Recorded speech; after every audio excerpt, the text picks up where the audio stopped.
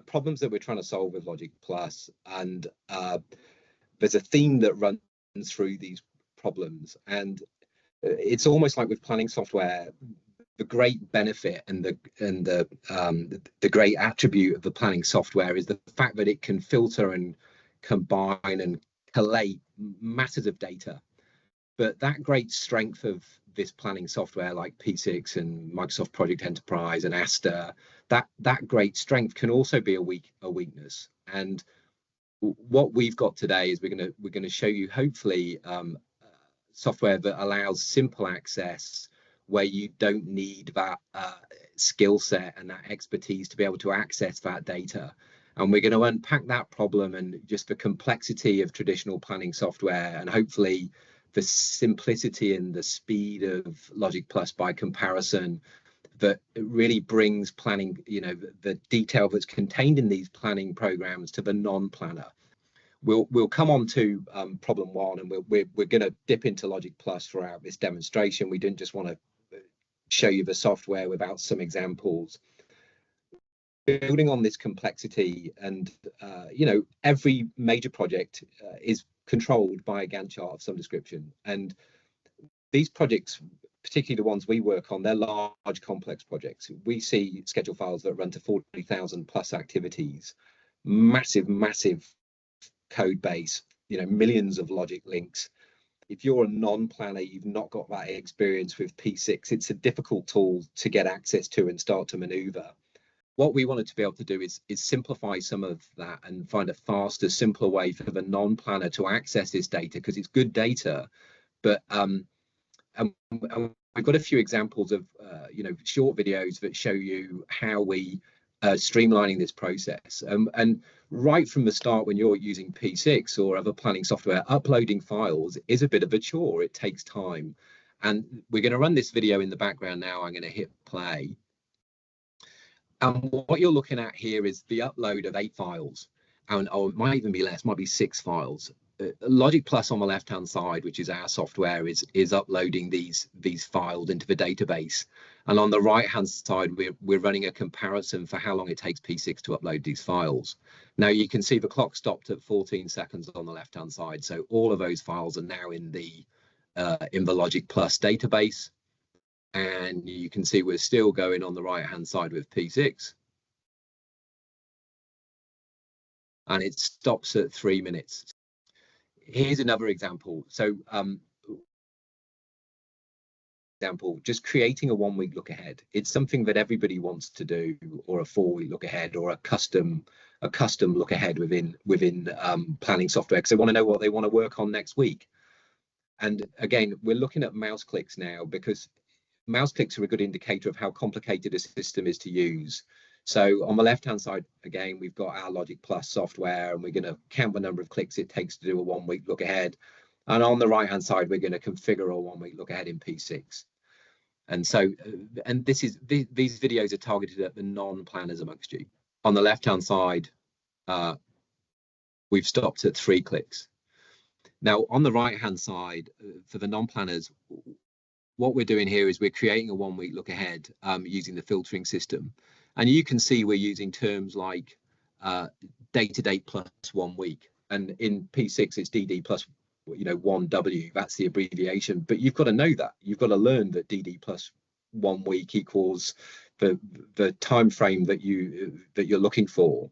And then you also need to know that you might filter on start and finish dates, but you might not realize that if you want to know what's happening next week, you also need in progress activities.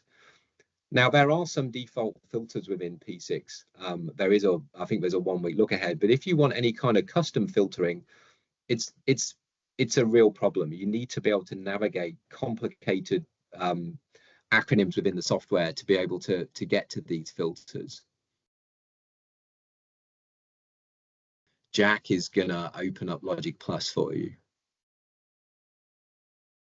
So what we can see here is, Logic Plus is on the screen now. It's configured in a way so that it's going to look like a conventional piece of planning software. Down the bottom of the screen, you can see that we've got 4 files uploaded into Logic Plus. You can see those files. You can see the data dates for those files. So when the progress is being updated to. So it's going to look and feel a lot like a typical Gantt chart, but we've got some filtering that we think is easier for you to use as a non-planner. So if we start by just looking at a start filter, yeah. So instantly you click that right corner on the start column, and it's going to look and feel a bit more like Excel than a filtering system in P6. And you can very quickly see you've got filters that are pre-configured for yesterday, today, tomorrow. You don't need to understand jargon to know what a filter for yesterday is going to do. And if you drop down that box there, you can see that you've got filtering that would allow you to filter within a date range as well. So it's just a more user-friendly way of filtering data. And so it's one mouse click to give you this ease of access for group and sort. Similarly, we've got these buttons along the top for WBS.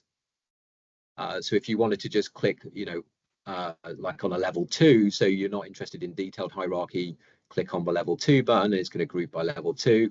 If you wanted to add a column, it's pretty easy. You go into a column chooser.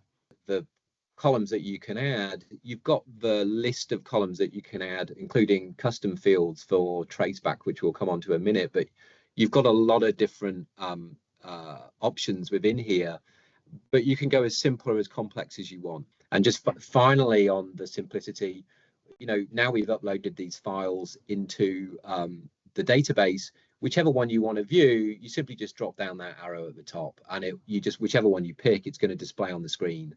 So you don't need to come out the software and go back in again. It's just there. It's all in one place. It's pretty easy. You can see it within a couple of mouse clicks. Problem that I touched on in the opening dialogue, the problem that plagues Gantt charts is the fact it's a Gantt chart. So you're always going to be looking at data in the context of activities over time. And you might work on a project where you've got weekly and monthly updates, and those weekly and monthly updates take place over a series of months. It might take 30 months. There might be 30 months of data that you could be analyzing and relying on. But when you're viewing it in the Gantt chart, all you're really seeing is the baseline variance. And we're going to move back into Logic Plus. Let's do trends first, Jack, and then we'll So just by what you'd have seen there, Jack just went up to the trend, the reporting button, and click trends. And then these are the custom generated trend reports that come out of Logic Plus. And I'm going to explain these to you as quickly and simply as I can. Really what we're looking at here is the top chart is showing you float over time, and you can see these orange lines that kind of come down. What those are displaying is baseline finish date. So you can see that there was a baseline finish date of the 30th of the 3rd, 2025. You can see that the latest finish date in the latest program file is the 18th of the 6th, 2025. And then what you can see is you can see a trend line. That trend line, the dotted is showing you, well, that's forecast, and the solid line is showing you this is what's been reported across the different files. Now, the way we create this line is we look at all the activities in the Gantt chart. So there might be 40,000 activities, and we look at what's the average float per activity in that Gantt chart. And then we start to model that average float over time. And so if we had 8 files uploaded, we'd get more data and probably more reliable trend data. For ease here, we're just using 4 files. But what you can start to do is you can start to predict when float goes negative. And so when you cross that 0 float threshold, where Jack's hovering now, you can see that we go 0 on the 30th of the 6th, 2025. And that's before the end of the project, before the current date that we're predicting. Now, that's a good indicator. When total float goes negative, it's a good indicator that you've got a problem in your program file.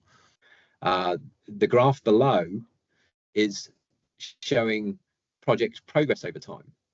And there's different measures of progress within schedule files. Now, this file that we're using doesn't have resource data, but if it had resource data, we could look at the rate at which we're earning value, for want of a better word, the progress of resource labor units. So we could be modeling resource labor units over time. The different measures that you have within P6, the conventional ones, physical progress and duration progress. And what we're doing again is we're looking at the way these progress lines are being reported. How much progress are we achieving in a month in the different files? And then we're trending those out. And again, we've got our vertical line. So we're showing that if we carry on the physical trend line, we're going to be later than the latest forecast date. Let's just go down to the next trend report. So this is a bow wave chart. And what that bow wave analysis really does is it looks at the number of activities that are planned to be completed in a month. So if you said you were going to do 15 activities, or in this case, we said in the initial instance, we were going to do around 90 activities concurrently in a month. That's kind of your peak production. You're going to do 90 activities concurrently in that month. And that's what these lines are modeling. Now, with bow wave analysis, what we're doing is we're saying, well, that's what we said in the baseline program. We said we were going to do 90 a month. But as times evolved and things have gone on, we can see that now we're doing more. We're saying we're going to do 180 activities concurrently in a month. And we're going to do those 180 activities for a longer period. And you can just see, and when those 180 activities occur, have moved to the right-hand side. So this is why it's called bow wave analysis. You can see this body of work that's flowing through the program, but yet when you look at the end date, you can see that the end date's looking remarkably the same. So the questions that you would raise are, have we doubled the number of, management resources to cope with all these activities that we're going to be coping with now at peak production? Or if we were to resource constrain these distributions, really what we're looking at is the date's going to move to the right-hand side. We're going to move on to our third and final problem. I wanted to try and save as much time as possible for this, because this is a problem that's plagued planning for a really long time. All my career, it's always been an issue of looking at the left-hand side of a data date. So for those of you who don't know and aren't familiar with planning, this is the data date. And if you had a program file in P6 and you just clicked the standard filter for longest path, it's going to stop at the data date, because everything to the left-hand side by default has 0 float. It's actualized. It no longer has float. So logic does not provide the answer to that left-hand side of a data date. So we've designed this algorithm. So if you just want to know as a contract manager or a project manager, contract administrator, where the delays have occurred and what that critical path looks like, we've tried to automate that as part of the software. So we're going to show you this algorithm. We're going to try and explain to you how it works. It is quite a complicated bit of the software, but it doesn't need to be. If you don't want to understand how it works, you can just click the button. But if you're a delay analyst and you really want to get into it and you want to start analyzing, then we've got that complexity for you as well.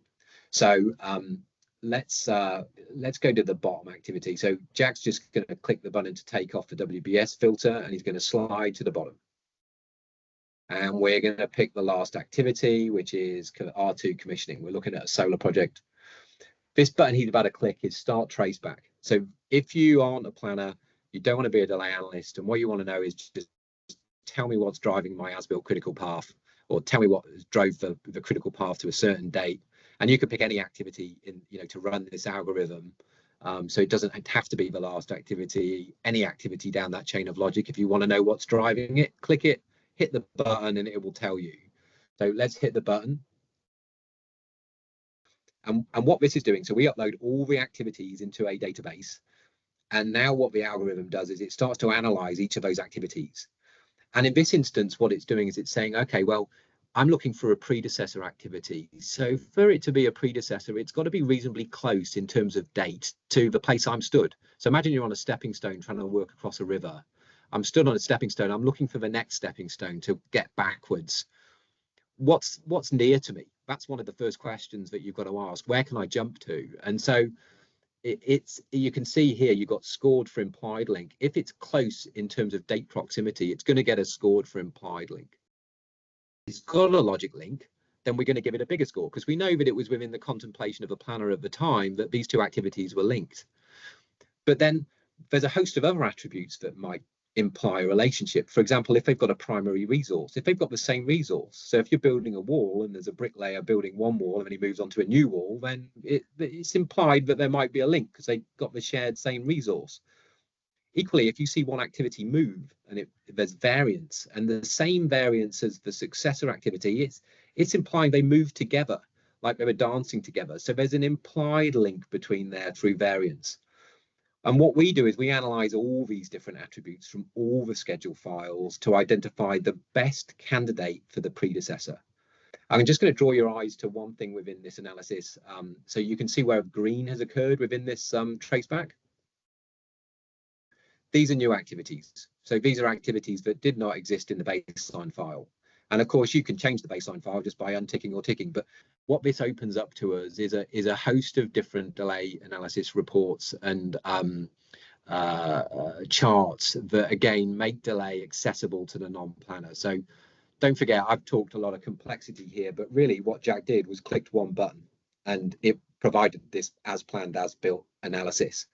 If he now clicks on the delay charts, what this is showing you is where the deviations from the baseline occurred. And if you click at any point down here, so let's pick a point where there's been delay, Jack. So yeah, it highlights. You can see that there it's going to take you to the location where the delay has occurred. So I guess the things that we wanted you to take away from this, we've created a tool that hopefully is fast and simple, and it's going to hopefully make planning and programming more accessible to non-planners and increase the understanding of program files for everybody within the project team and organizations. We've hopefully examined these trend analysis issues and that one-dimensional problem that you get with conventional planning software, and the fact that we can do more detailed and robust trend analysis. And then obviously we've looked at the problems, that as-built conundrum that conventional planning software has, and hopefully solved it. And that opens the door to this type of delay analysis, this automated delay analysis. And there's all kinds of upsides with automated delay analysis because it removes the accusation of bias. It's certainly a hell of a lot faster. Even when we're consulting for independent expert analysis, we'll start with Logic Plus just to get that real speedy. Okay, where am I looking? What did the files tell me? The files may be inaccurate, but Logic Plus gets me to where I need to be super fast. And then it's that ability to export it simply and then share it.